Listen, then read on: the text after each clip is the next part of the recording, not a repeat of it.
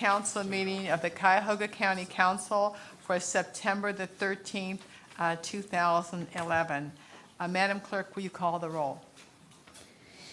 Ms. Simon? Here. Mr. Greenspan? Here. Mr. Miller? Present. Mr. Brady? Present. Mr. Germana? Here. Mr. Gallagher? Here. Mr. Schron? Here. Ms. Conwell? Mr. Jones? Here. Mr. Rogers? Here. Ms. Conley? Here. Quorum. Thank you. We please rise for the Pledge of Allegiance. I pledge allegiance to the flag of the United States of America and to the republic for which it stands, one nation, under God, indivisible, with liberty and justice for all.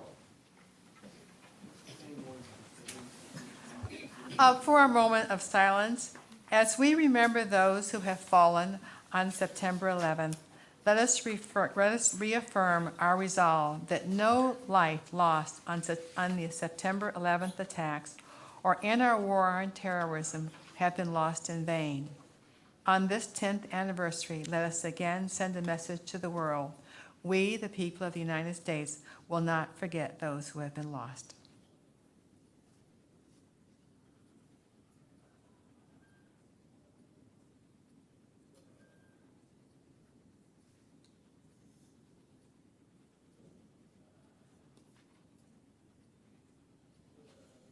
Thank you, ladies and gentlemen.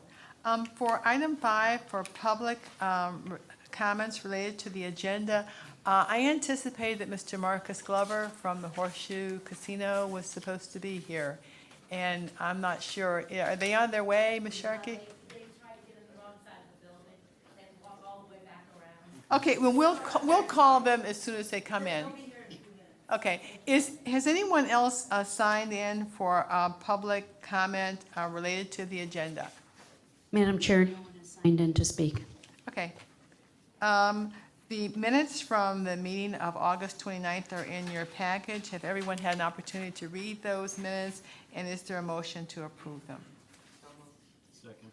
Been moved by Ms. Conwell and seconded by Mr. Germana. Is there any discussion? All those in favor indicate by saying aye. Aye. Opposed? The ayes have it. The minutes are adopted. Mr. Fitzgerald. Thank you. Thank you very much, Madam President.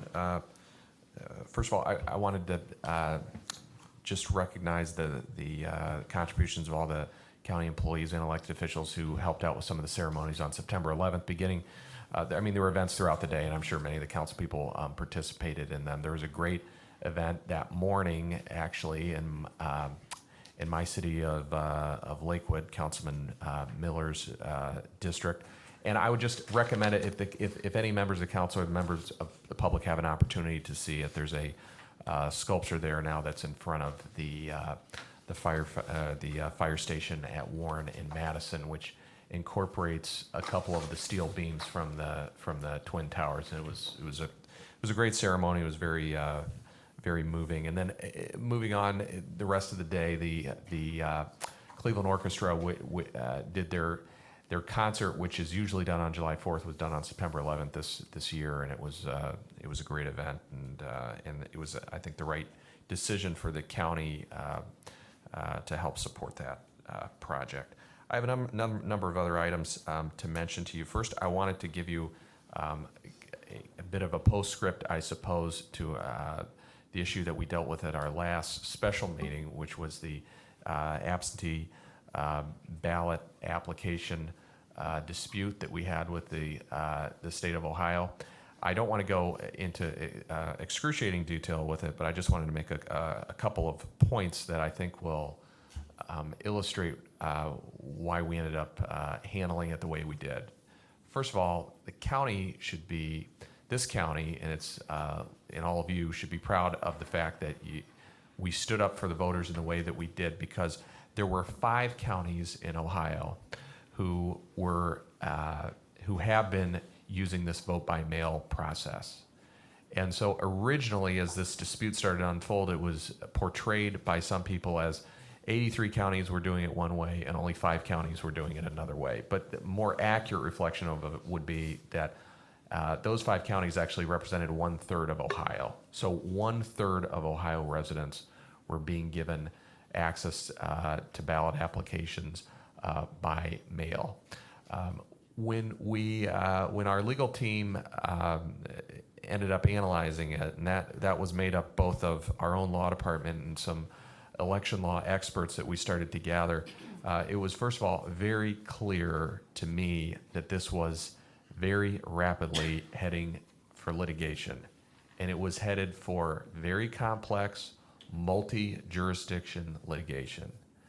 When we met with state officials in Columbus, it was also clear to me that this was heading for litigation. Now, what's the problem with that? Well, the problem with that is that the litigation would be two things. One is that the litigation would be going on with what I thought were going to be a series of emergency and 11th hour court hearings as we were getting ready to decide whether or not to actually send out the ballot applications or not.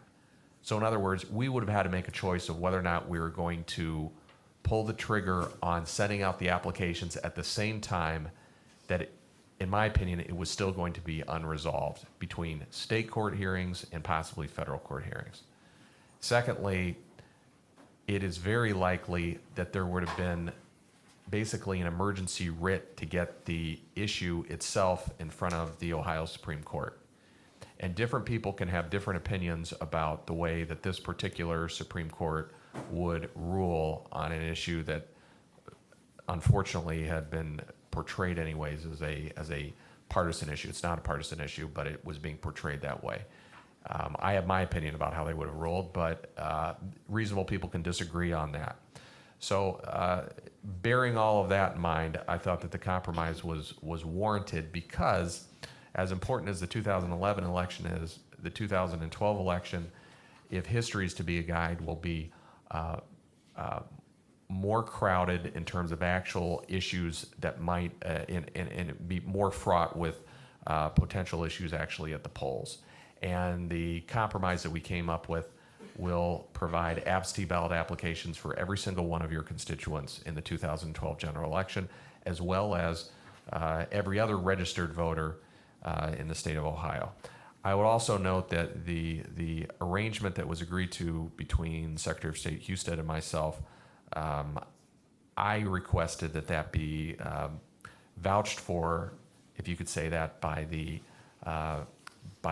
President of the Ohio Senate and also the Speaker of the House of the Ohio House, and they've publicly committed to it. Now, nothing in life is certain, and there's certainly a chance that agreements that have been publicly made could be broken in the future.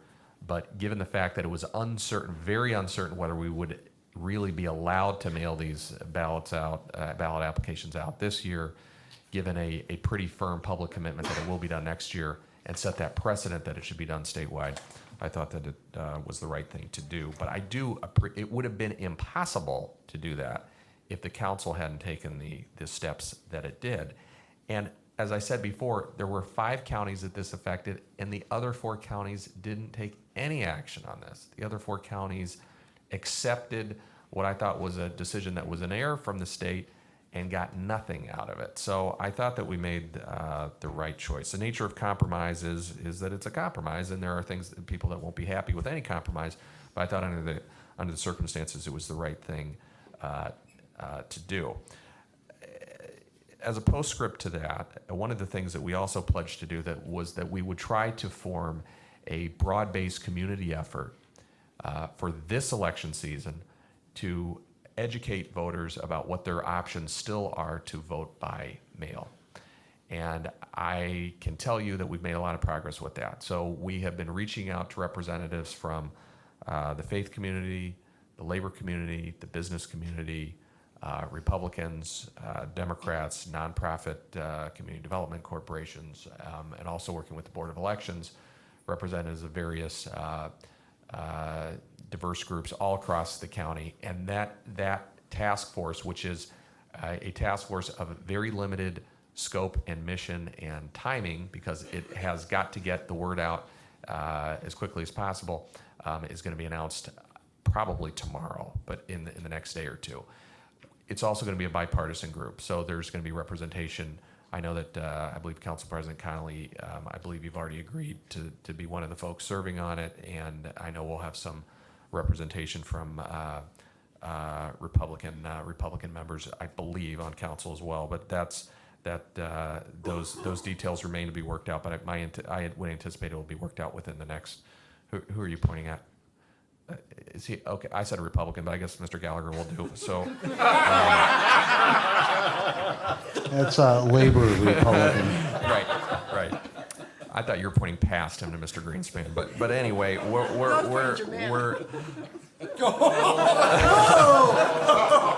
Welcome, Chuck. Welcome. We always thought it was going to happen.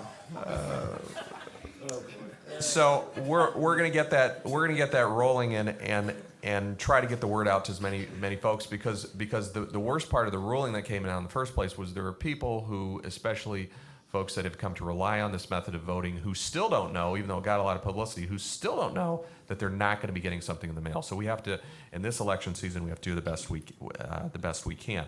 I'd also note too, I'm sure most people on the council probably realize this, but there are some very hotly contested issues on the ballot this November, and those campaigns are, I know from having some conversations with representatives of both of them, are planning on doing some things to send out ballot applications as well. So I don't think it's going to be a complete substitute to what we had before, but it'll be hopefully a reasonable approximation of it. So we will be making the announcement on that within the next day or two.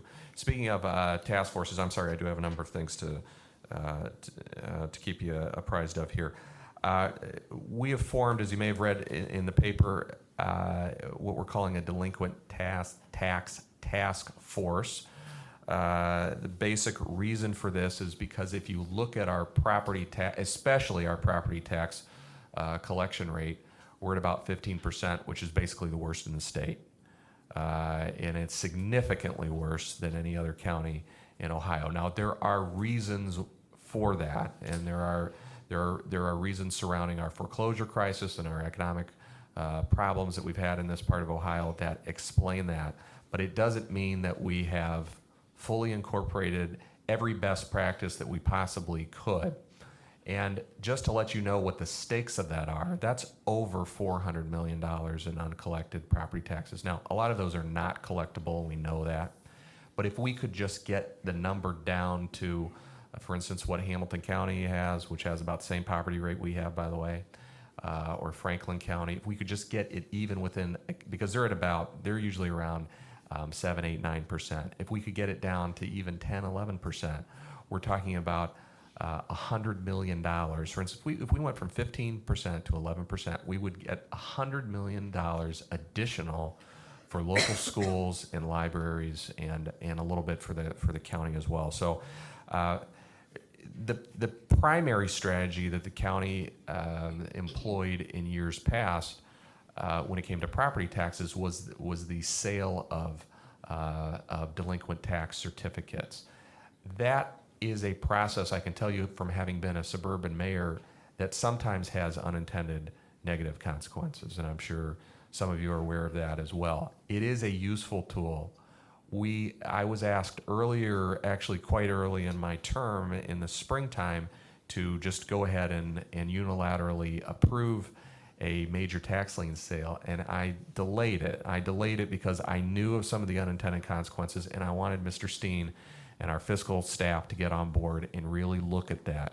We are starting to have conversations with kind of the end users or those that are affected by those tax lien sales.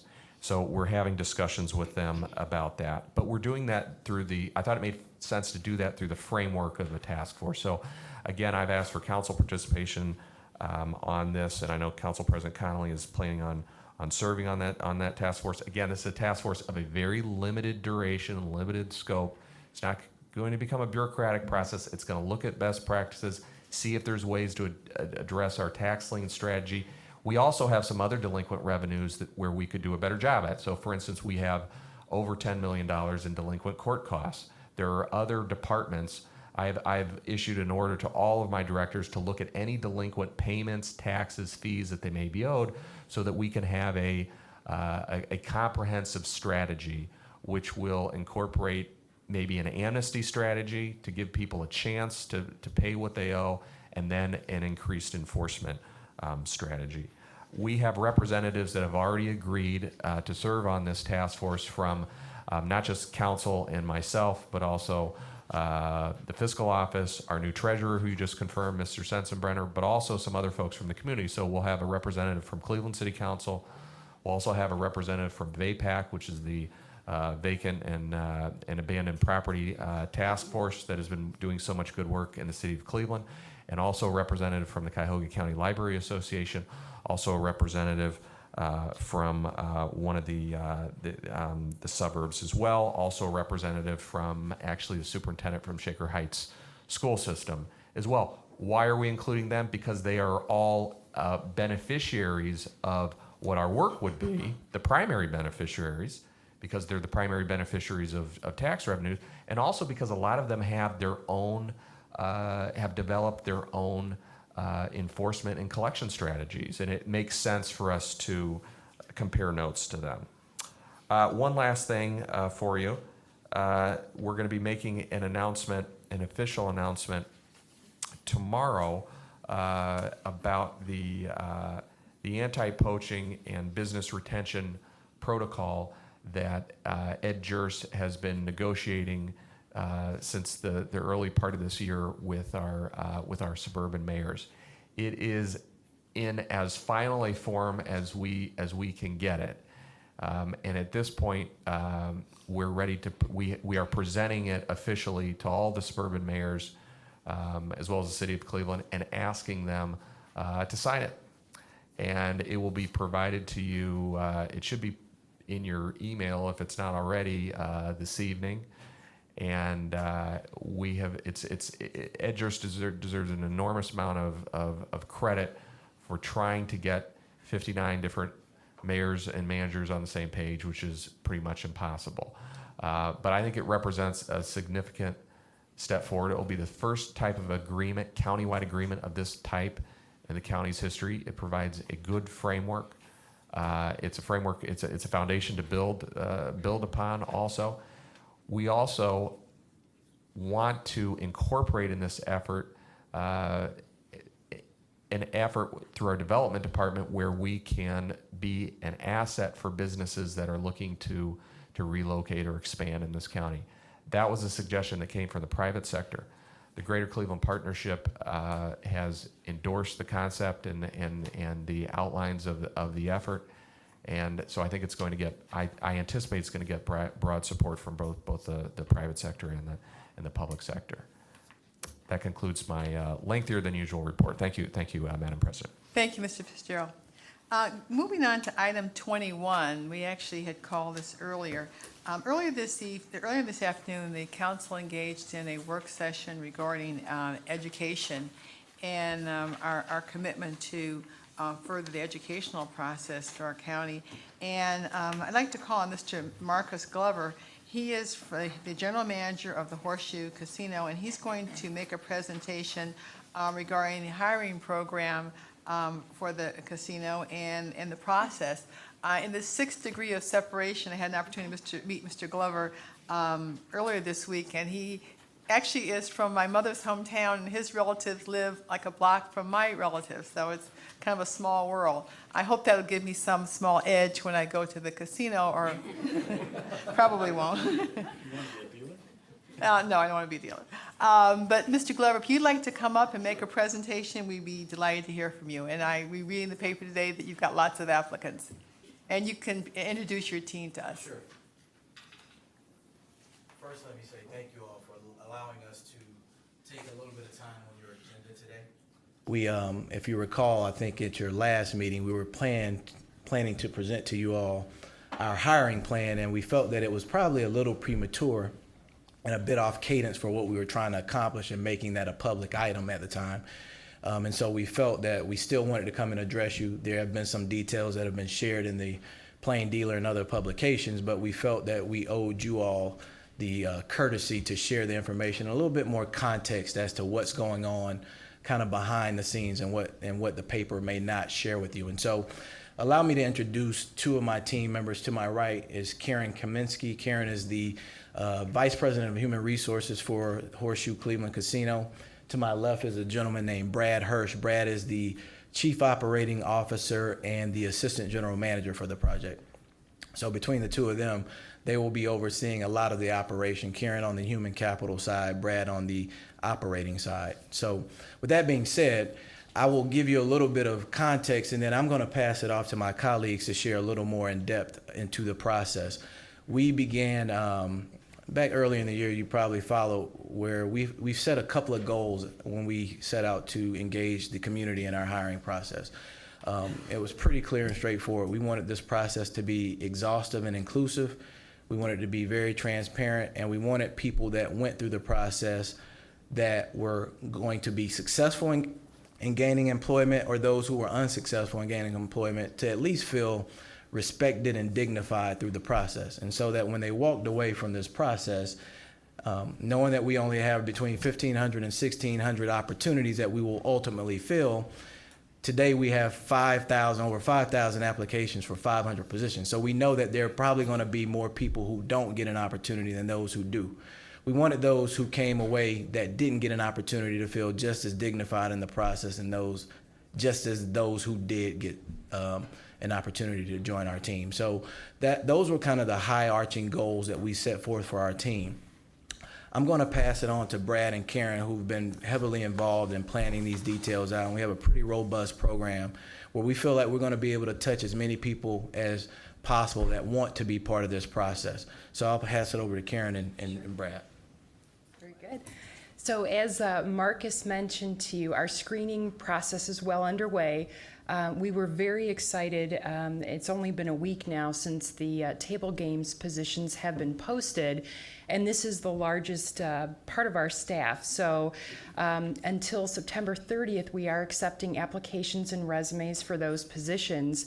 And of those 5,000 plus applications that we've received to date, many of those folks are already engaged in the screening process. We've made a commitment to reach out to an applicant within 10 business days to talk about the qualifications that they bring to the position. One of the great messages that we've had throughout this process is you don't need any particular type of experience to apply. In fact, we offer a very robust dealer training academy in the next few months, where Caesars sponsors its own, Horseshoe Cleveland will sponsor its own training program to teach these skills. But what you do need to bring to the position is just a natural passion for customer service. And as you all know, it's just something that you can't teach in a classroom. So during the screening process, it's really the quality that we are trying to hone in on is the professional presentation on the phone, but then also that desire to deliver outstanding customer service. So the screening process is really up and running. What we're seeing is that we're hearing from people from all walks of life. We've got applicants who are currently working, those who are not working. We've got stay-at-home moms that have been out of the workforce that are thrilled at the prospect to come back and actually have some training given to them. We've got folks with high school degrees, and we've got people with master's degrees and everything in between. We've got people who are working in a manufacturing setting, people in the medical field, so really and truly all walks of life. We anticipate the screening process will be as robust and rigorous as it has been this first week all the way through September 30th. One of our key partners that has just been outstanding with us all the way has been Tri-C. So Tri-C has helped us with the screening, and they're also offering resume writing and interview workshops. Would you give us the website also? Oh, sure. It is horseshoecleveland.com. Very easy to go to that site, and you'll see a careers link, and you can post your application and resume right online. Thank you. So as Karen pointed out, this is a particularly important team member population. It represents about a third of our team.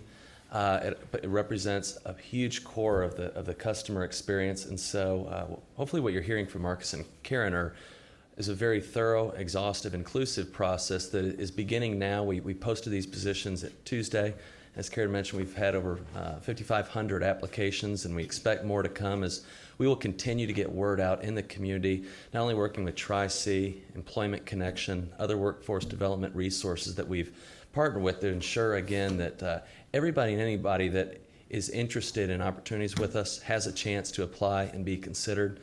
And so we'll finish those screens at the end of this month, and then we'll move into more exhaustive one-on-one, face-to-face interview process to ensure we're truly getting the best of the best. And then that's when we begin to invest in the training that Karen walked through. And while we believe that the commitment we have as the employer is to take the team members with the passion for service, the passion to serve our customers in Cleveland.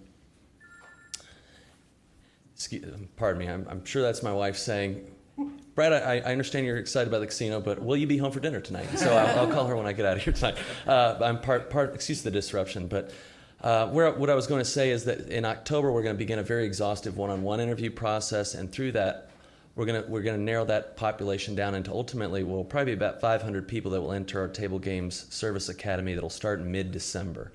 That Service Academy will teach everything anybody that needs to know how to serve our customers in table games over a 3-month period. And that academy will be a 24-hour academy that will operate in downtown to accommodate those team members that are holding a job somewhere else. The classes are 4-hour classes, so if you want to come before work, after you take care of your obligations with your family. So it's for free. It's also 24 hours. And we believe it also helps to simulate for the team members what life is like in a 24-hour business. The class will be running over the weekend. And again, we want to do as much as we can to simulate and begin to train and set expectations for our team members as we prepare for opening. So we're really excited. We were talking again today as a team about the level and caliber of talent we're finding that has reached out to us for these opportunities. It's making our job tough, but I think we welcome that as we're seeing a very robust and talented applicant pool to fill what we believe and create what is going to be a great team for our business. Thank you very much. We had an opportunity to visit the casino 2 weeks ago with the Downtown Partnership. So we're very excited, and we thank you for coming, and we look forward to all of our Cuyahoga County residents. You know, they're looking for employment, seeking employment with you. Thank you very much. Thank you so much. Thank you for your time. All right, going back to the agenda, item 8, consideration of a motion of council for first reading adoption under suspension of the rules, Rule 9D and 12A. Ms. Simon? Thank you, Madam President. I move we suspend the rules. Second. All right, been moved and seconded by Ms. Simon and seconded by Mr. Gallagher to suspend the rules as to item 8. Is there all those in favor indicate by saying aye. Aye. Opposed? All right, the ayes have it. The rules are suspended. Madam Clerk? Motion number 2011-0045, a motion amending motion number 2011-0001, which adopted the schedule of council meetings for 2011 and declaring the necessity that this motion become immediately effective. Move to adopt. Second. A move by Mr. Schwan, seconded by Ms. Simon. This was a agreement we made. I spoke with council members individually. This will just change the meeting schedule. We had a meeting scheduled for December 26th, which was the day after Christmas. And we also had a meeting scheduled for Tuesday, November 22nd, which was the Tuesday before Thanksgiving. We found that a number of people were going to be unavailable, so we have canceled those meetings and substituted a meeting for December 6th in lieu of those meetings. Any discussion? All right, all those in favor indicate by saying aye. Aye. Opposed? All right, the ayes have it. The agenda is adjusted. Item 9, consideration of a motion of council for first reading and referral to committee. Madam Clerk. Motion number 2011-0046, a motion confirming the county executive's appointment of individuals to serve on the Greater Cleveland Sports Commission and declaring the necessity that this motion become immediately effective. The appointments are the Honorable Charles Smith and Mark A. Sanchez, Esquire. These matters will be referred to the Human Resources Committee under Ms. Conwell. Item 10, committee report and consideration of an ordinance of council for second reading and referral to committee. Ordinance number 2011-0041, an ordinance authorizing, enacting, and designating an additional 5% of all collections of delinquent real property, personal property, and manufactured and mobile home taxes and assessments to be deposited in the Delinquent Tax and Assessment Collection Fund for the use of and appropriating such amount to the use of the Cuyahoga County Land Reutilization Corporation and declaring the necessity that this ordinance become immediately effective. Yes, Mr. Miller. Madam Chair and my colleagues, this legislation provides for a simpler and more efficient means of funding for the Cuyahoga County Land Bank. We made a lot of progress on this ordinance in the Finance Committee, but the committee would like to review some projections that the fiscal officer is preparing for us on the impact on municipal collections, and so we would ask that it be referred back to Finance and Budget. And this will be coming back before council on the 27th of September? We hope so. All right, thank you. Item 10, consideration of ordinance of council for third reading adoption. Was there a substitute on there? Madam Chair? Yes, Mr. Miller. The committee passed the amendments, and the council does not need to pass a substitute ordinance. The substitute ordinance was distributed to the council members simply so that everybody will have and be able to study the current version, but no action is needed. All right, thank you. Additionally, Madam Chair, Ms. Conwell has requested to be an additional sponsor on this item. Okay, I'd like to be a sponsor also. Oh, I'm already on there, sorry. All right, let's go on to item 11, consideration of an ordinance of council for third reading adoption. Ordinance number 2011-0013, an ordinance providing for adoption of an open meetings policy for Cuyahoga County and declaring the necessity that this ordinance become immediately effective.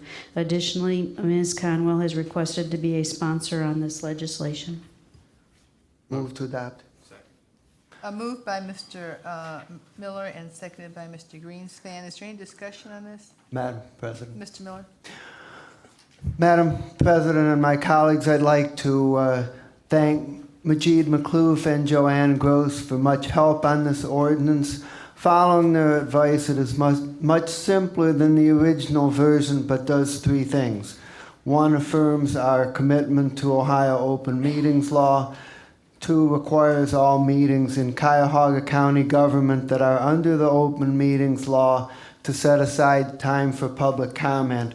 And three, requires the clerk of council to make state and local open meeting policy readily available to the public. This would be done primarily through an online document, but printed copies would be available on request. And thanks also to Chairperson Greenspan for shepherding the ordinance through the Rules Committee, and to Councilperson Simon for some technical improvements. All right, any other discussion? All right, all those in favor indicate by saying aye. Aye. Opposed? All right, the ayes have it. The ordinance is adopted. Item 0036. Ordinance number 2011-0036, an ordinance establishing the procedure for a 2-year budget, capital improvements, and appropriations process with an annual update and declaring the necessity that this ordinance become immediately effective. Move to adopt. Second. It is moved by Mr. Strawn, seconded by Mr. Miller. Is there any discussion? Madam President. Miller. Madam President and my colleagues, this ordinance creates a 2-year budget process for Cuyahoga County with an annual update process that will fulfill annual requirements set forth in the charter. The new process will be more efficient and enable better planning. I recognize Councilperson Schwan for coming up with this idea all the way back to the county's transition time late last year, and for his strong advocacy of the concept. I also greatly appreciate the administration's support and readiness to start the new process quickly.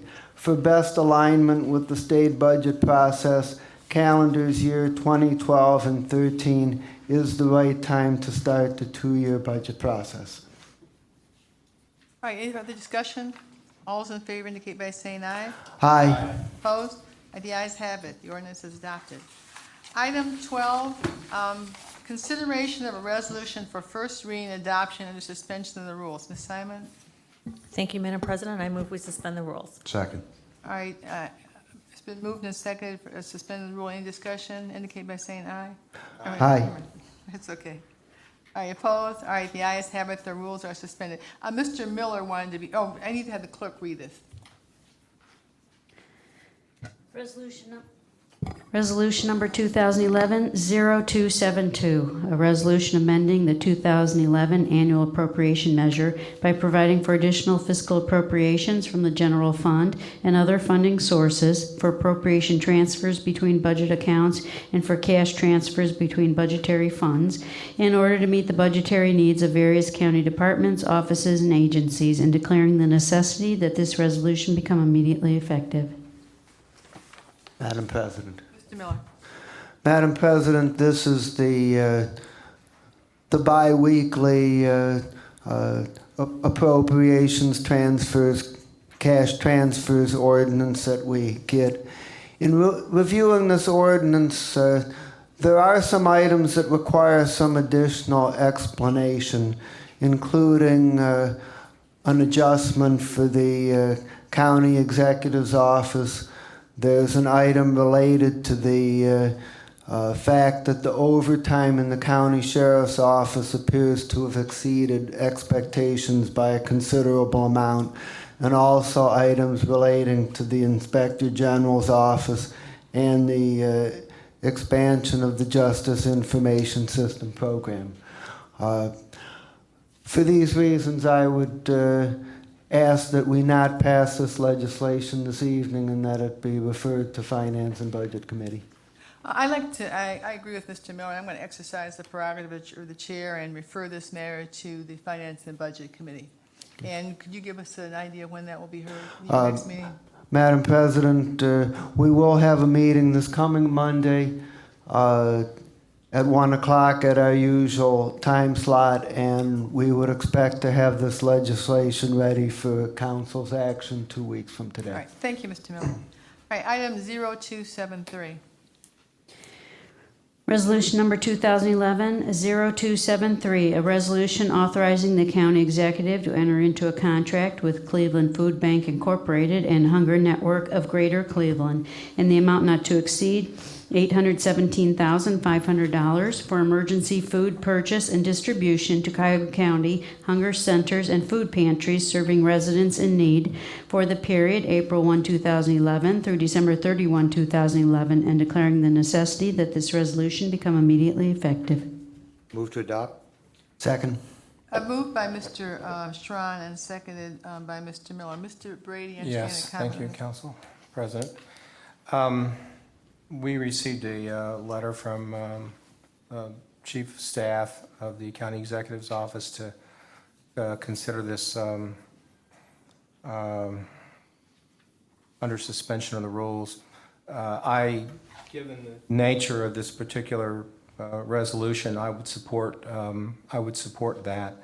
I would like, however, on Thursday at our regular meeting for Health and Human Services, 1 o'clock on Thursday, for someone from the administration to come forward and talk to us about this contract and how we came to find ourselves, in this particular position, and so that the committee will have an opportunity to discuss this process and how we might be able to improve it in the future, so that this is not as likely to happen.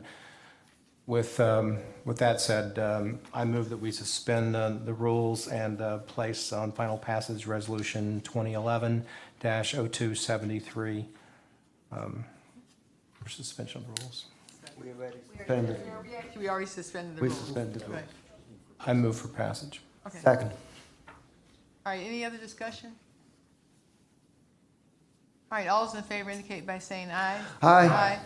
Opposed? All right, the ayes have it, and we will all anticipate that presentation before Mr. Brady's committee, because there was a number of council persons that indicated the same concern as Mr. Brady regarding this. All right, item 13 will be moved to the end of the agenda. That's the executive session. And we'll go on to item 14, the consideration of resolutions for first reading and referral to committee. Item 0275. Resolution number 2011-0275, a resolution approving right-of-way plans as set forth in preliminary right-of-way plat M5010 for the reconfiguration of the Warrensville Center Road, Van Aken Boulevard, Chagrin Boulevard, Northfield Road intersection in the city of Shaker Heights and the village of Highland Hills, authorizing the county executive to acquire the necessary right-of-way, finding that special assessments will neither be levied nor collected to pay for any part of the county's costs of said improvement, and declaring the necessity that this resolution become immediately effective. This matter will refer to the Public Works Committee, and I'm certainly glad to see this configuration having been confused in this intersection for the last 40 years or so.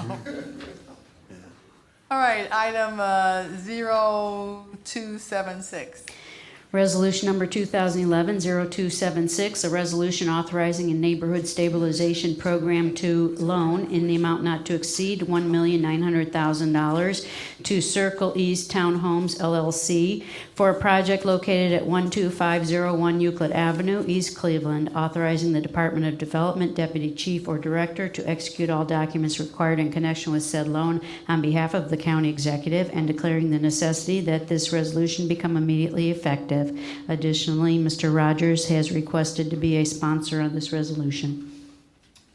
Madam President, I would ask, before you send it to committee, that we actually amend the resolution as read to substitute and remove the words Circle East Township LLC, replacing it with UCI-CET LLC, any place that Circle East Townhomes appears to be replaced by the substitute language.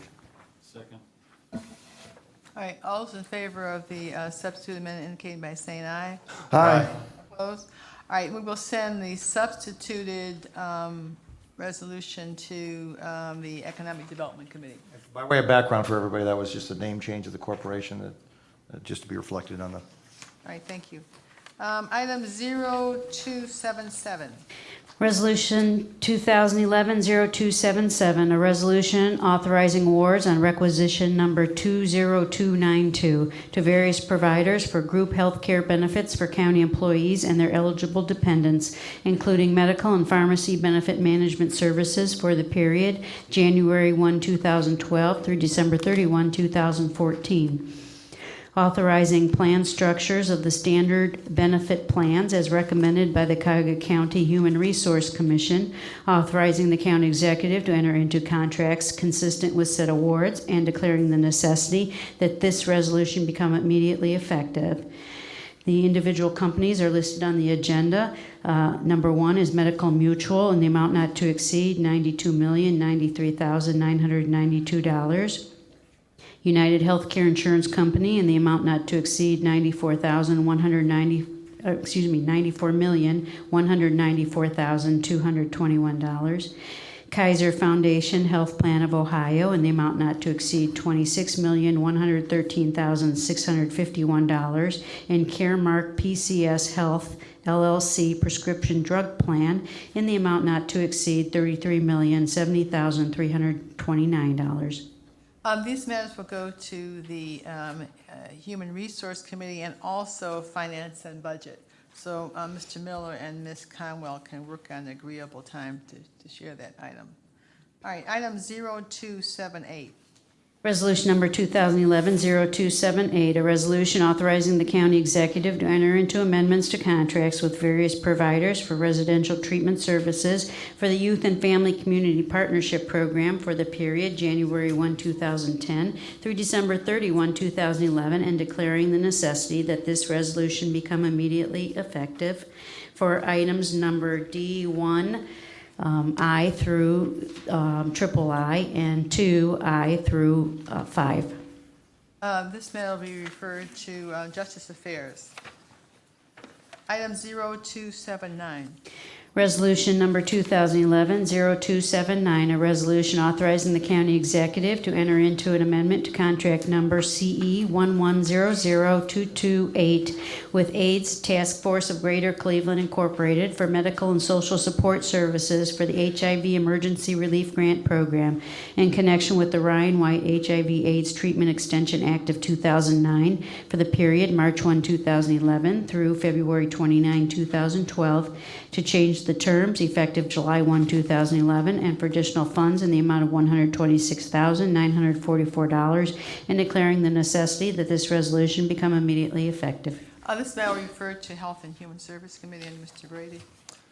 Resolution number 2011-0280, a resolution authorizing the county executive to enter into an amendment to contract number CE 1100239 with Cleveland Clinic Foundation for medical and social support services for the HIV Emergency Relief Grant Program in connection with the Ryan White HIV/AIDS Treatment Extension Act of 2009 for the period March 1, 2011 through February 29, 2012, to change the terms effective July 1, 2011, to change the scope of services effective September 1, 2011, and for additional funds in the amount of $230,220.50, and declaring the necessity that this resolution become immediately effective.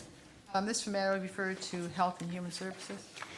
Resolution number 2011-0281, a resolution authorizing the county executive to enter into amendments to contracts with various providers for medical and social support services for the HIV Emergency Relief Grant Program in connection with the Ryan White HIV/AIDS Treatment Extension Act of 2009 for the period March 1, 2011 through February 29, 2012, to make budget line item revisions and for additional funds, and declaring the necessity that this resolution become immediately effective for the contracts providers and in the amounts as printed on the agenda G1 through 3. This will go to Health and Human Services. Resolution number 2011-0282, a resolution authorizing an award on requisition number 18597 to Mercy Regional Medical Center in the amount of $252,681 for medical and social support services for the HIV Emergency Relief Grant Program in connection with the Ryan White HIV/AIDS Treatment Extension Act of 2009 for the period March 1, 2011 through February 29, 2012, authorizing the county executive to enter into a contract consistent with said award, and declaring the necessity that this resolution become immediately effective. This matter will be referred to Health and Human Services. Resolution number 2011-0283, a resolution authorizing an award on requisition number 18597 to University Hospitals of Cleveland in the amount of $466,039 for medical and social support services for the HIV Emergency Relief Grant Program in connection with the Ryan White HIV/AIDS Treatment Extension Act of 2009 for the period March 1, 2011 through February 29, 2012, authorizing the county executive to enter into a contract consistent with said award, and declaring the necessity that this resolution become immediately effective. This goes to Health and Human Services. Resolution number 2011-0284, a resolution authorizing the county executive to enter into a contract with Starting Point in the amount not to exceed $1 million for administrative services for the out-of-school time program for MyCom for the period October 1, 2011 through September 30, 2012, and declaring the necessity that this resolution become immediately effective. Let's go to Health and Human Services. Item 15, committee reports and consideration of resolutions for second reading under suspension of the rules. Ms. Simon? Thank you, Madam President. I move we suspend the rules. Second. All right, moved by Ms. Simon, seconded by Mr. Miller. All those in favor indicate by saying aye. Aye. Opposed? All right, the ayes have it. The rules are suspended. Item 0256. Resolution number 2011-0256, a resolution authorizing the issuance and sale of self-supporting housing revenue bonds in an amount not to exceed $6 million for Puritas Avenue Associates Limited Partnership for the purpose of rehabilitating, improving, and equipping a housing facility for low and moderate income families, authorizing the execution and delivery of a loan agreement, bond purchase agreement, trust indenture, and tax regulatory agreement, authorizing and approving the use and distribution of a disclosure document, approving related matters, and declaring the necessity that this resolution become immediately effective. Move to adopt. Moved by Mr. Schron, seconded by Mr. Miller. Is there any discussion on this? Yeah, we had an extensive presentation during the Economic Development Committee. I think that it was aired very thoroughly. There's a companion piece of legislation, which is 0265, that you'll see later on in the agenda. This is actually just using our good offices for issuance of the bonds. We have no liability in regards to the bonds. The 0265 is going to be in the form of a loan, which we will be asking the committee or the full council to adopt, which was brought forward from the committee in the meeting. Madam President. Yes, Mr. Miller. Madam President, I'd like to ask to be added as a sponsor to this item and also to the companion 265. All right, any other discussion? All right, all those in favor indicate by saying aye. Aye. Opposed? All right, the ayes have it. The resolution is adopted. Item 0259.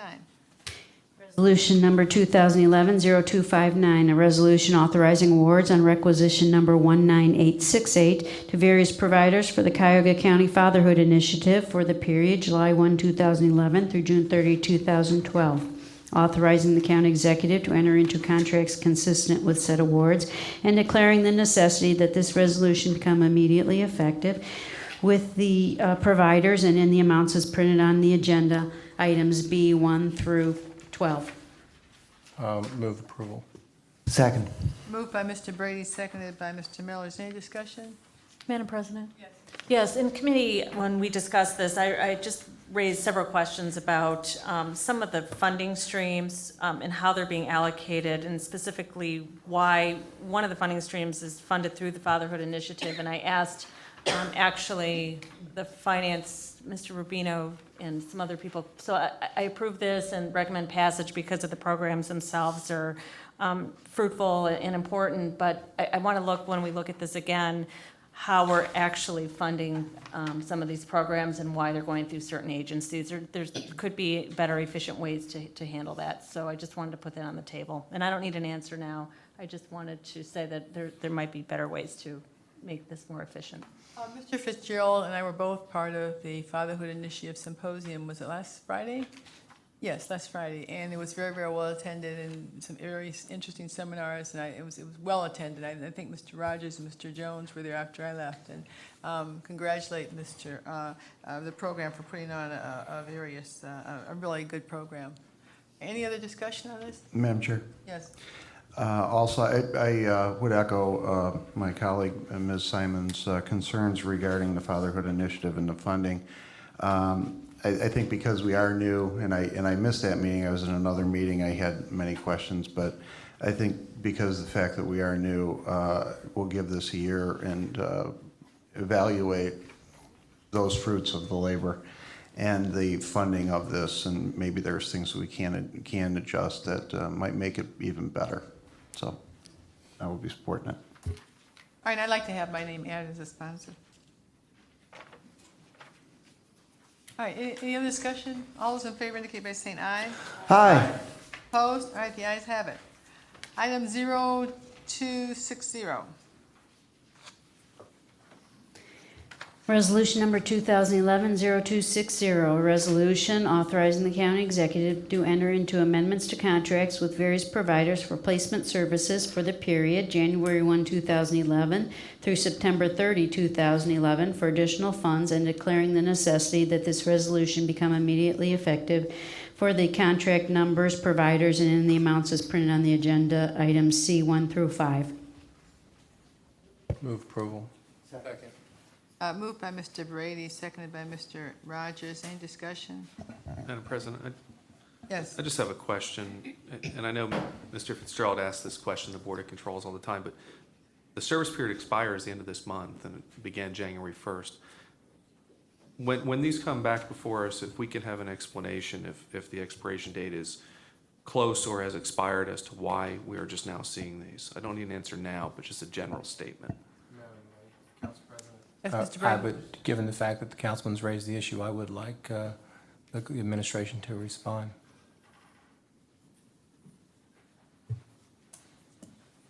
Good evening, Rick Warner from the Office of Health and Human Services.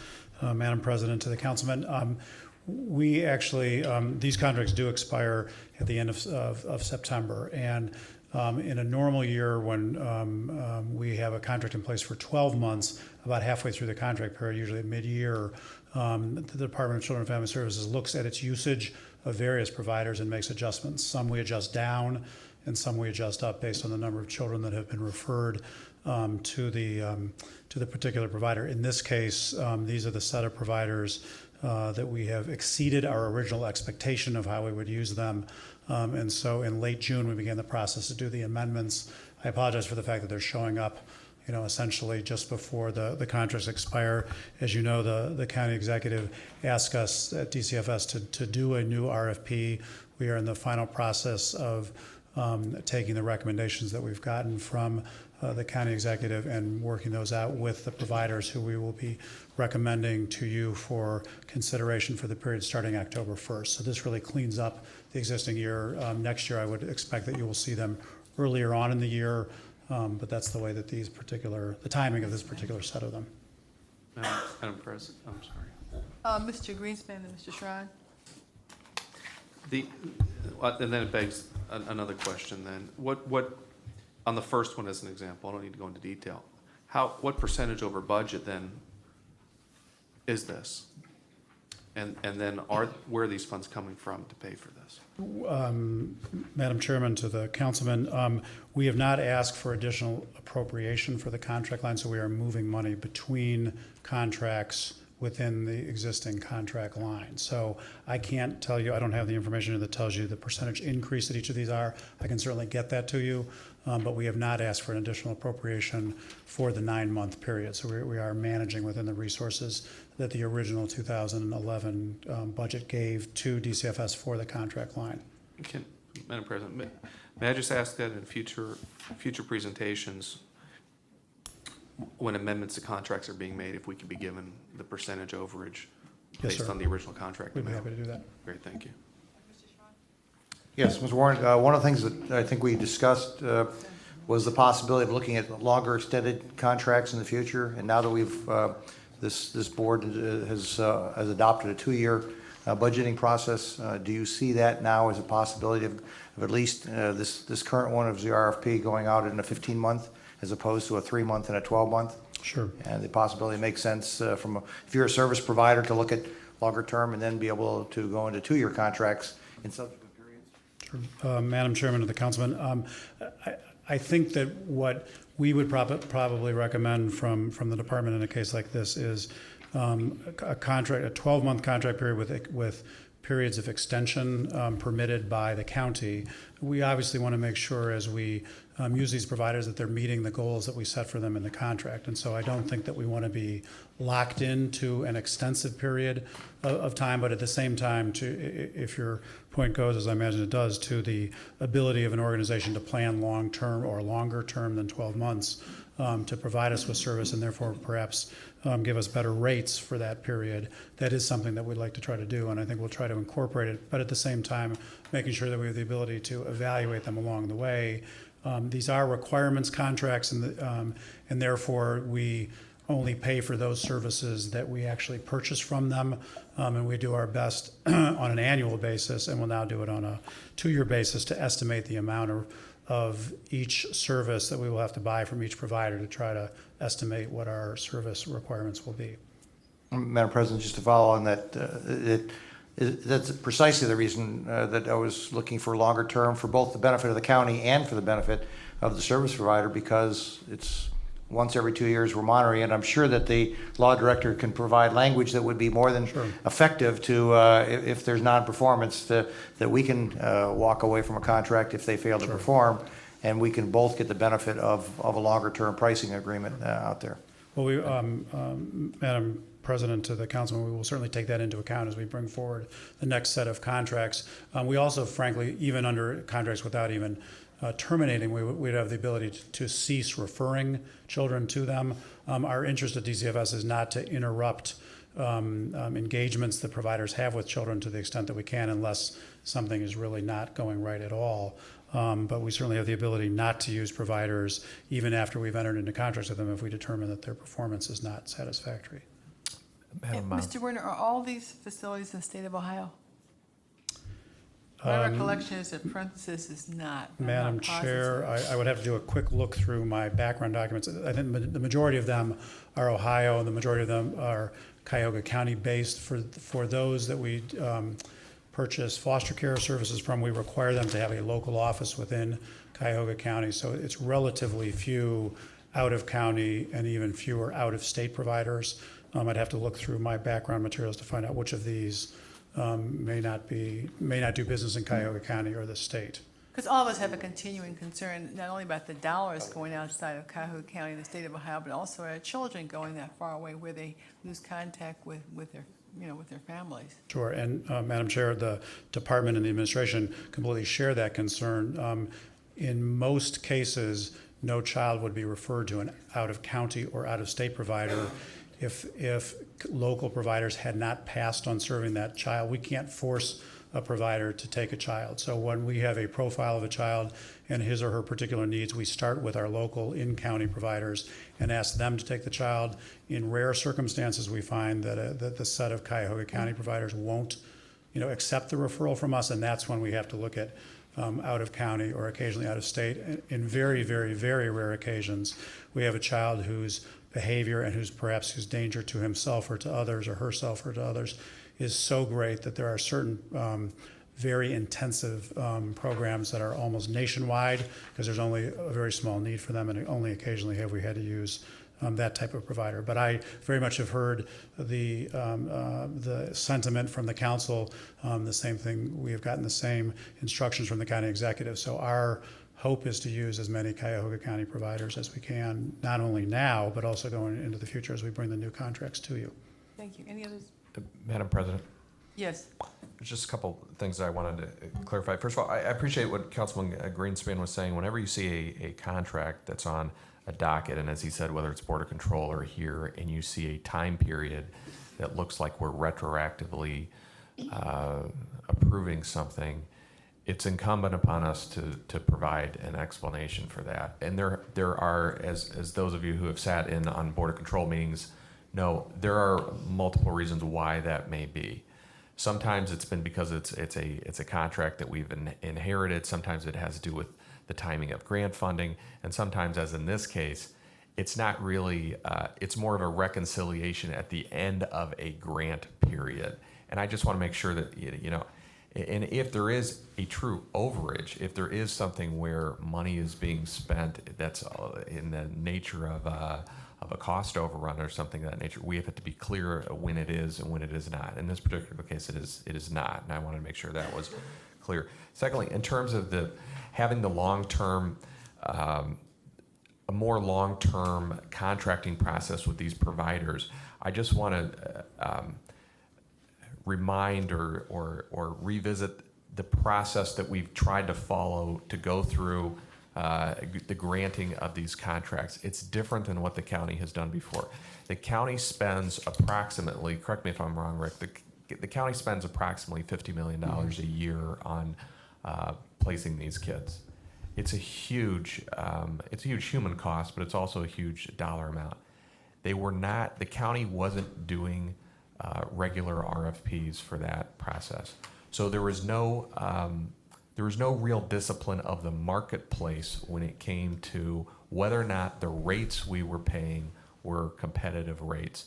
So the original request that you had in front of, when I was asked to sign on to those year-long contracts originally, I said, let's do a 9-month contract so we can do an RFP process. Now, We still have work to do on that RFP process. We did collect more information from that, but one of the kind of distressing things I think we learned is that we aren't the only county that's doing it. As a matter of fact, during that process, that's kind of been the default position across the entire state of Ohio, and as far as we can determine, across the country, and that it hasn't really been a competitive process. You don't have a situation like it is, let's say, with Medicare, where the government sets what they will pay, and then the vendor or the service provider has to meet it. Instead, you have individually negotiated rates, which will vary. Now, it's very complex because the needs of the child are not easily, they're not formulaic, and so the kind of service that one agency provides compared to another isn't necessarily identical, and there are a lot of different gradations about what kind of help that a child needs and what kind of interaction a child needs. I can tell you that we're not done with this yet, and if that means that we end up being kind of having a pilot project that maybe the rest of the country can follow, then that would be great. It would be nice if we could find a county that says, oh, look, here's a county that's doing it and is guaranteeing a certain level of care, but is also having some competition to hold prices down. But we haven't found that model yet. One of the things that part of the mission of Pat Rideout over at DCFS is to put together a team there to continue to work on that project. So Rick and Joe Gauntner and folks over at DCFS started that process. We weren't able to completely solve the problem. We've gotten some additional information, but we do share your goal of eventually having long-term contracts and trying to bring a little bit more order and discipline to this process, as opposed to having a case by case or agency by agency approach. So I just wanted to put it in that context. Okay, thank you. Any other discussion? All those in favor indicate by saying aye. Aye. Opposed? All right, the ayes have it. Resolution adopted. Item 0261. Resolution number 2011-0261, a resolution authorizing the county executive to enter into amendments to contracts with various providers for placement services for the period January 1, 2011 through September 30, 2011 for additional funds, and declaring the necessity that this resolution become immediately effective. For the contract numbers, the providers, and in the amounts as printed on the agenda, items D 1 through 5. Move approval. Second. Moved by Mr. Brady, seconded by Mr. Miller. Is there any discussion? All right, all those in favor indicate by saying aye. Aye. Opposed? All right, the ayes have it. Resolution is adopted. Item 0264. Move to adopt. Read first. Resolution number 2011-0264, a resolution amending resolution number 2011-0234, dated July 26, 2011, which authorized an award on requisition number 19343 to First Energy Solutions for the purchase of electric utility services for county-owned facilities by changing the time period from June 1, 2011 through May 31, 2012 to October 1, 2011 through September 30, 2013, and by changing the amount from $5,500,000 to the amount not to exceed $5,500,000 per year, and declaring the necessity that this resolution become immediately effective. Is that Mr. Jones? To adopt. All right, moved by Mr. Jones, seconded by Mr. Jemana. Is there any discussion? Madam Chair? Yes. This resolution was amended from a one-year time period to a two-year time period, and changes the language from $5.5 million being the amount to not to exceed $5.5 million. One concern I had during the committee meeting was when it changed from 1 to 2 years, were the others who bid on it, was that fair that it was changed? But it appears that in the original amendment, it was always a 2-year plan, and all three companies that bid, First Energy, Champion Energy, and Cleveland Public Power, they all presented 3-year proposals, rates for each of 3 years. And First Energy was the lowest and best bid, and I do recommend this for adoption. All right, any discussion? All those in favor indicate by saying aye. Aye. Opposed? All right, the ayes have it. Resolution is adopted. Item 0265.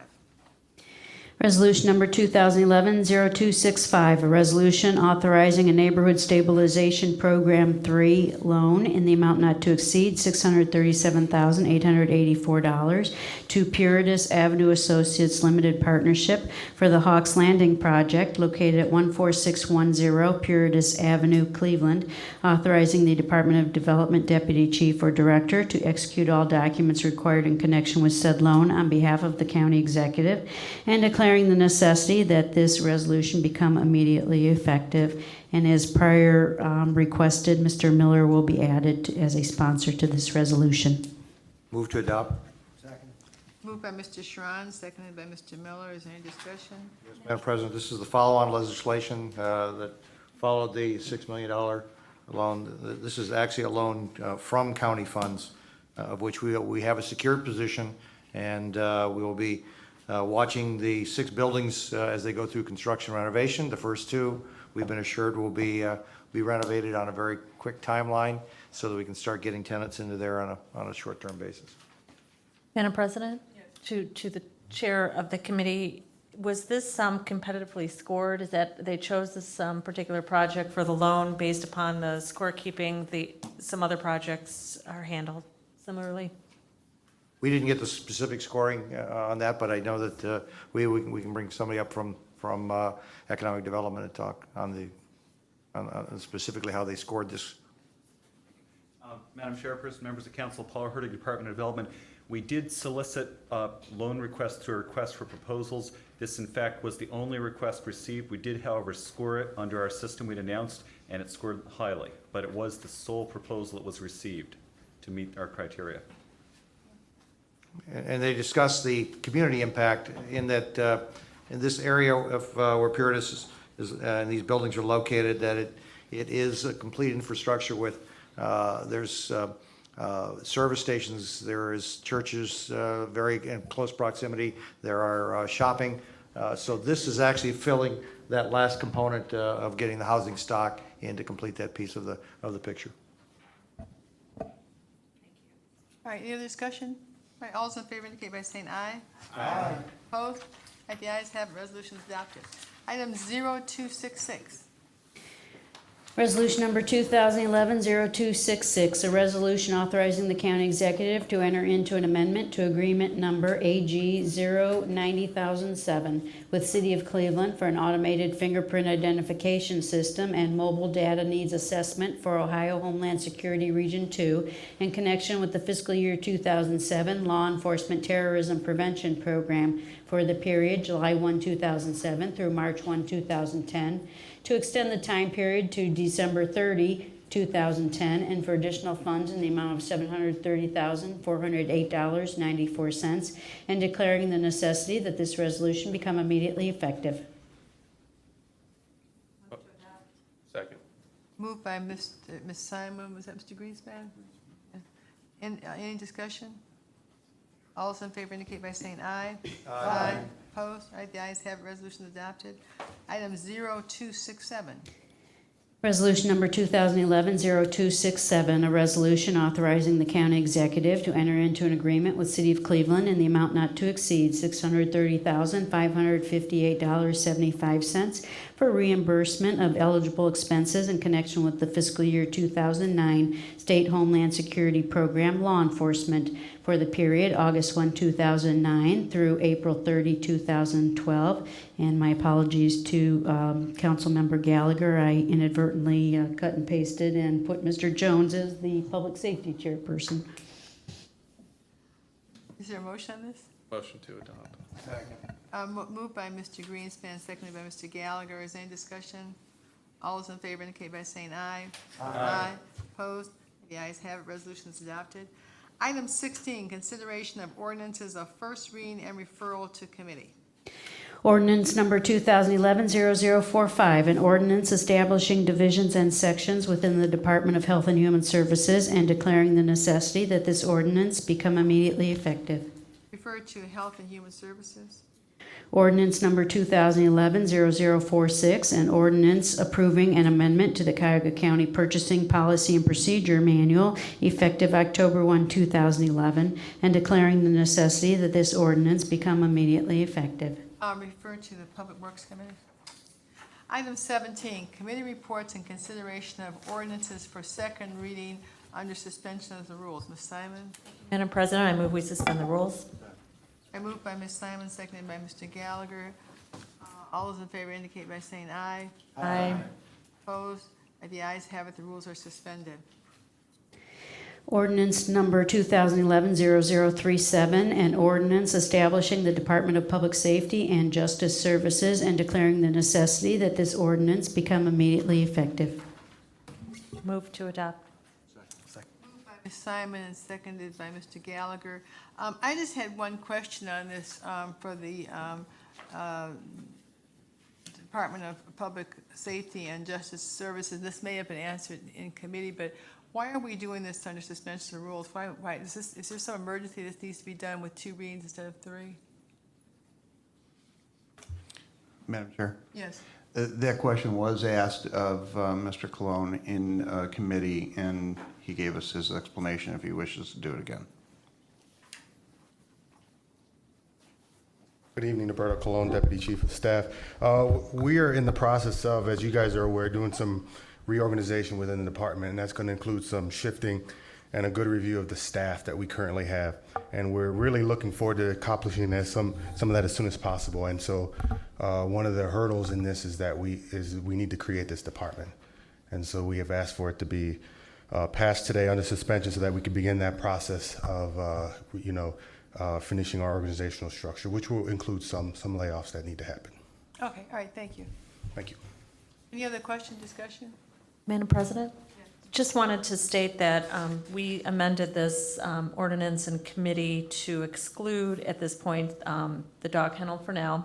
And there were some technicalities that Sister Joanne Gross helped us with in terms of just establishing really what are, sections. So there's a few minor changes to this in committee, but otherwise it was made sense.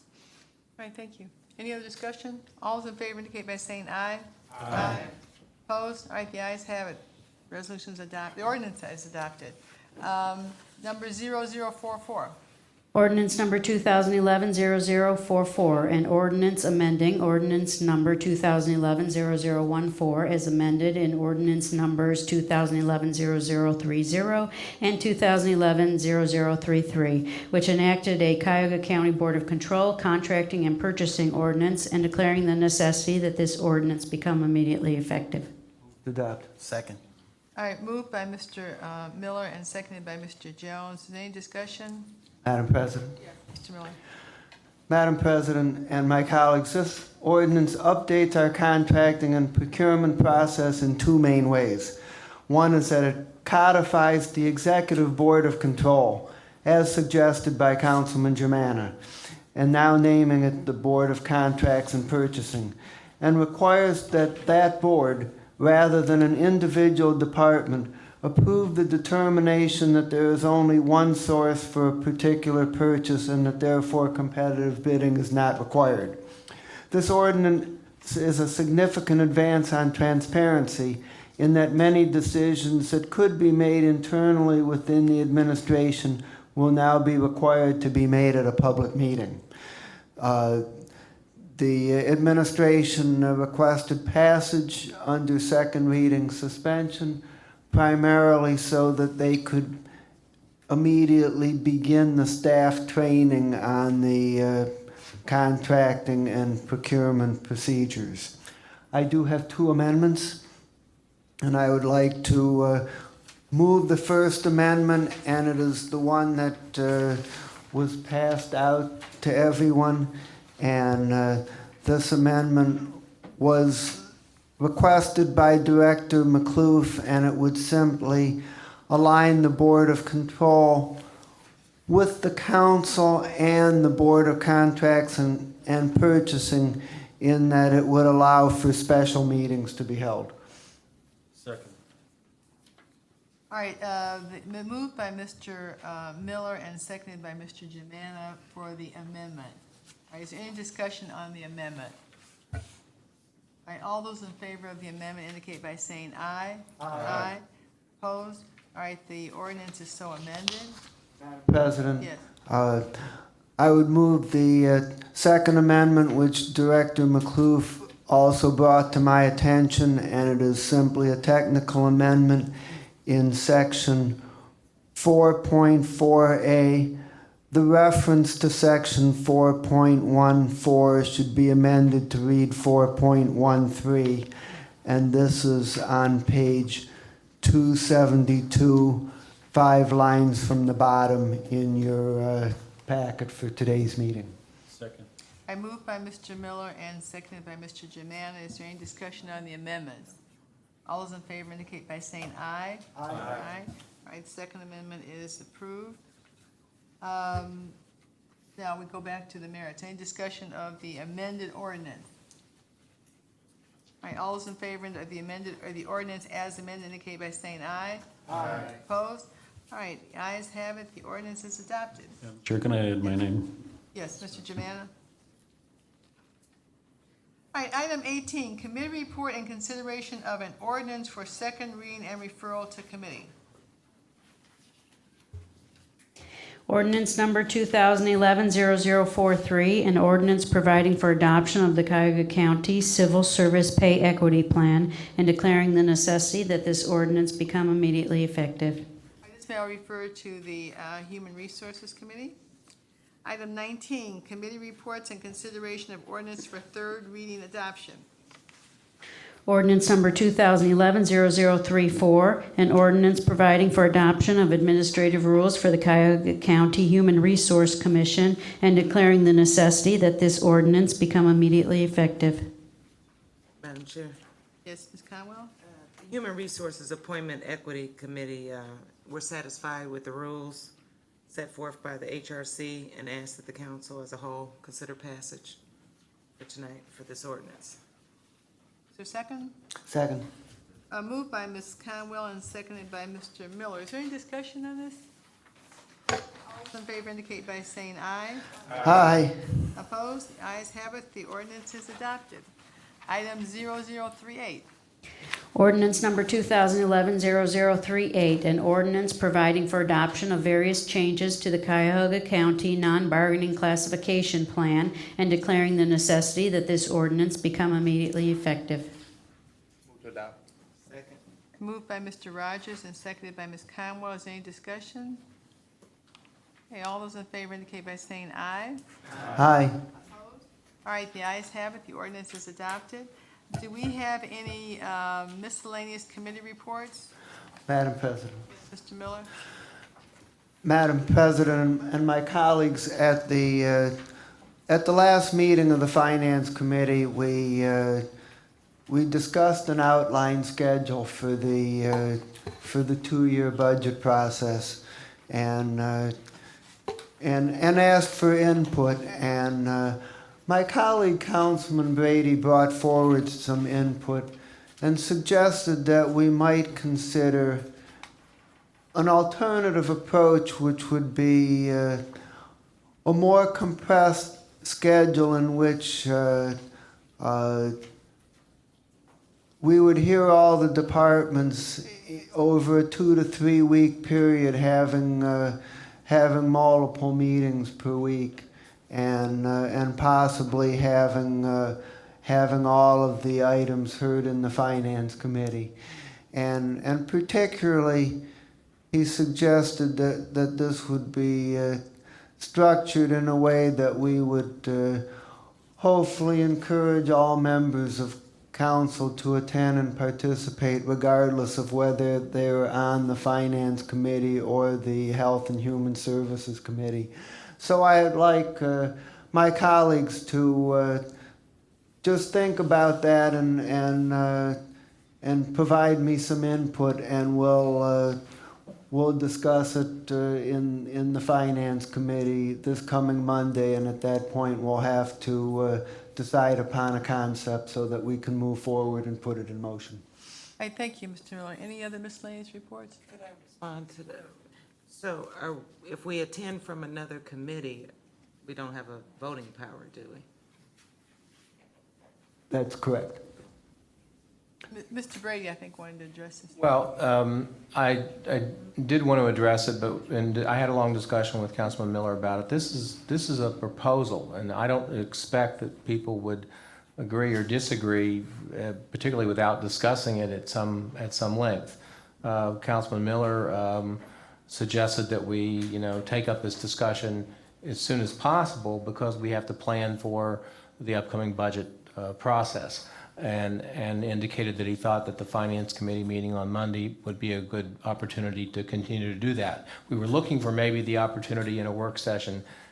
We've always got more to talk about than we have time to talk about it. He brought this up yesterday in committee, asked for some feedback within a couple of days. That's what I gave him, talked briefly with a couple of members and a couple of members of staff about it.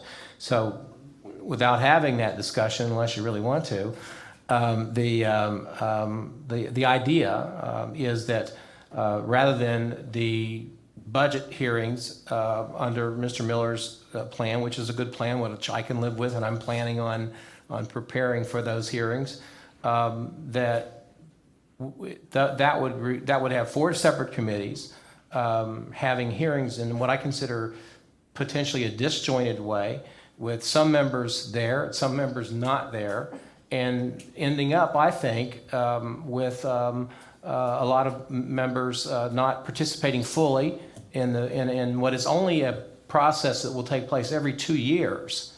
And I think it would be important to the education of all members and for the participation of all members to hear the entire county budget rather than pieces and parts of it.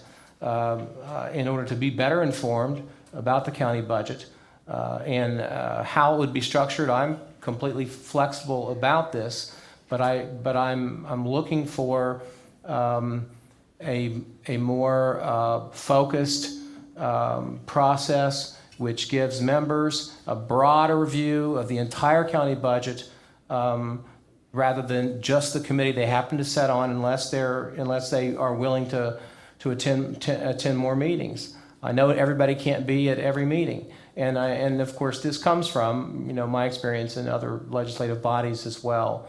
So that's certainly the model for it. The idea would be that we would understand that every 2 years there were going to be a few weeks when we need to set time aside to have budget hearings for a biennial budget and be able to focus down. So then when we get a little further down the road and we have to approve the budget, that perhaps a lot of the questions will have been answered and we'll have a better informed council, that the entire council will be better informed as we move forward, and that maybe it'll be helpful as the years go by for those that are going to be here after some of us are gone.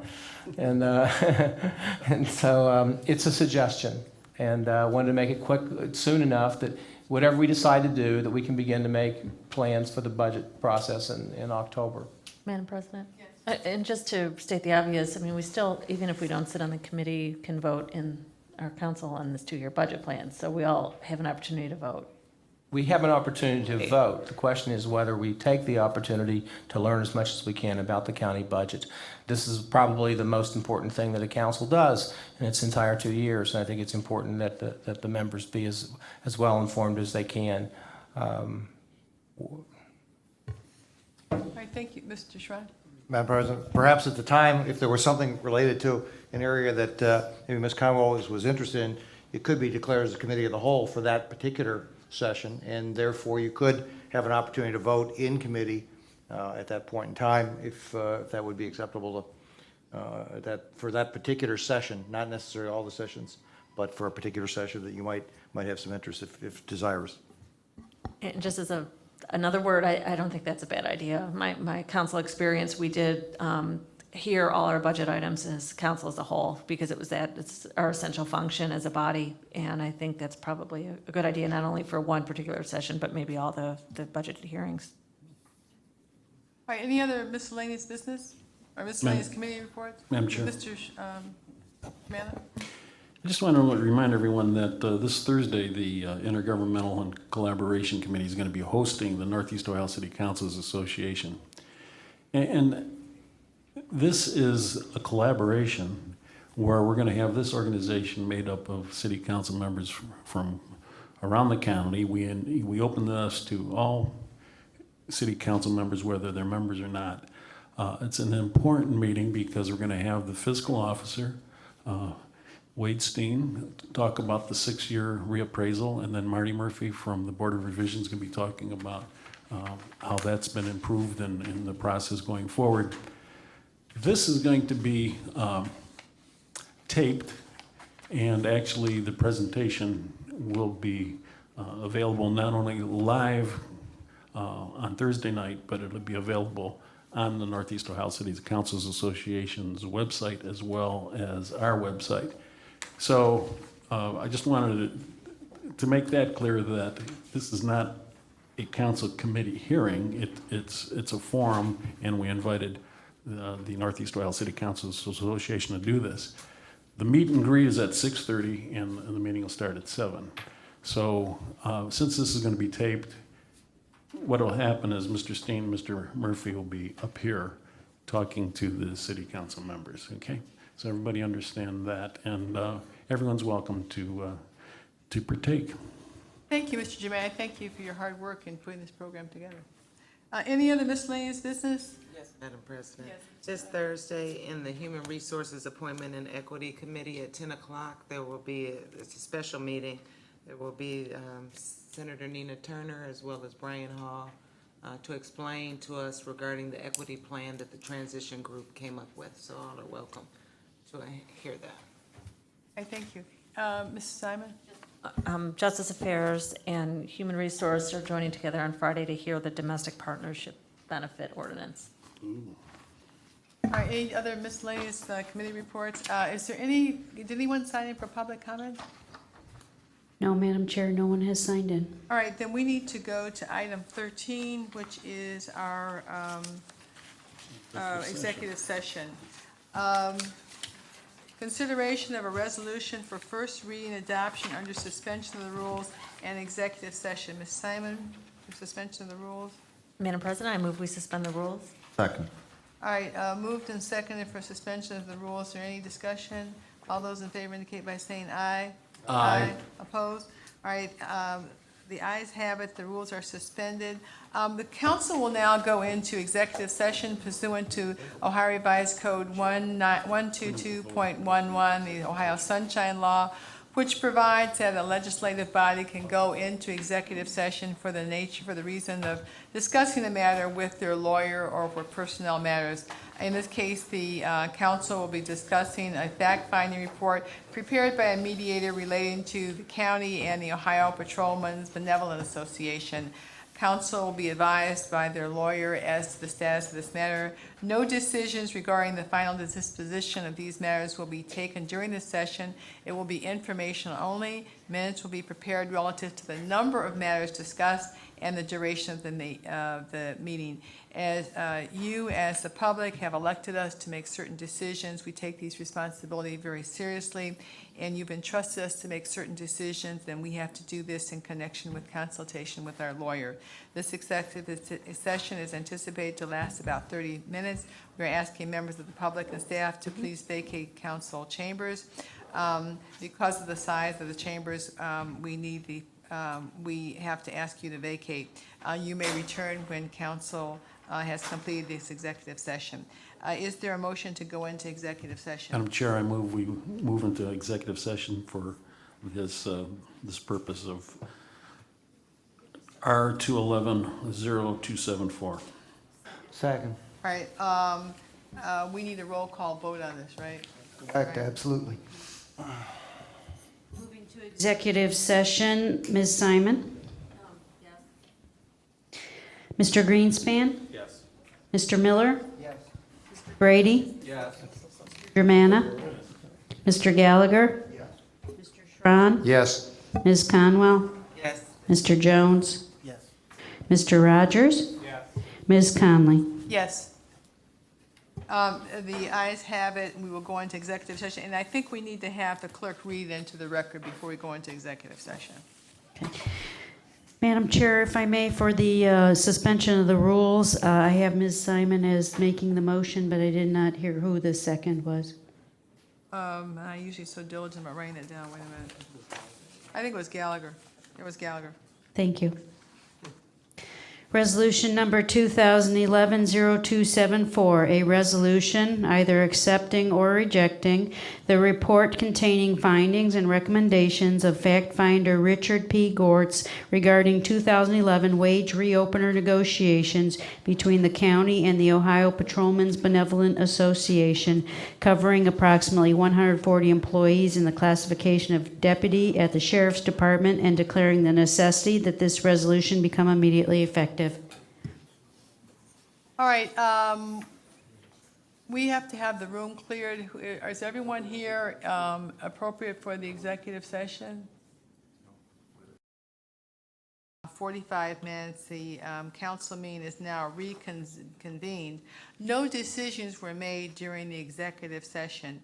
We had a public reading of item R2011-0274, a resolution regarding a recommendation of the fact finder. Is there a, so the resolution is to reject the fact finding. Is there a motion to that effect? Sure. So moved. Okay. All right, is there any, is there a second? Second. All right, moved and seconded to reject the fact finder. Is there any discussion? Madam Clerk, will you call the roll? Who was the second on that item? Ms. Conwell? Excuse me? Conwell? Thank you. It was reversed. It's reversed. Moved by Ms. Conwell and seconded by Ms. Simon. Right.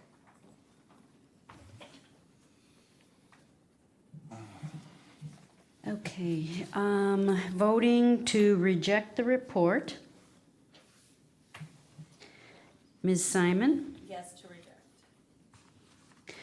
Mr. Greenspan? Yes. Mr. Miller? Yes. Mr. Brady? Yes. Mr. Germana? Yes. Mr. Gallagher? Yes. Mr. Schron? Yes. Ms. Conwell? Yes. Mr. Jones? Yes. Mr. Rogers? Yes. Ms. Conley? Yes. Motion carries. All right, the next meeting of the Cuyahoga County Council will be on September the 27th at 4 o'clock on the 27th. We will have an update from the MedMart from Mr. Jeff Applebaum. The regular meeting will be at 6 o'clock. If there's no other further business before this council, is there a motion to adjourn? So moved. All right, all in favor say aye. All right, we stand adjourned.